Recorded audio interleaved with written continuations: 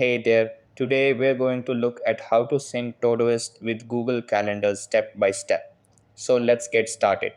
First, open your web browser and go to app.todoist.com/login. Over here, log in with your email and password or choose continue with Google, continue with Facebook, or continue with Apple. After that, click your avatar in the top left corner and select Settings from the drop down menu. Then go to the Calendars tab and click Connect Google Calendar. Next, allow the requested permissions so Todoist can integrate with your Google Calendar. Once that's done, choose the calendars you want to display in Todoist. Finally, toggle on Sync Tasks to Calendar and sync all day tasks to make sure every task appears in your Google Calendar. And that wraps it up.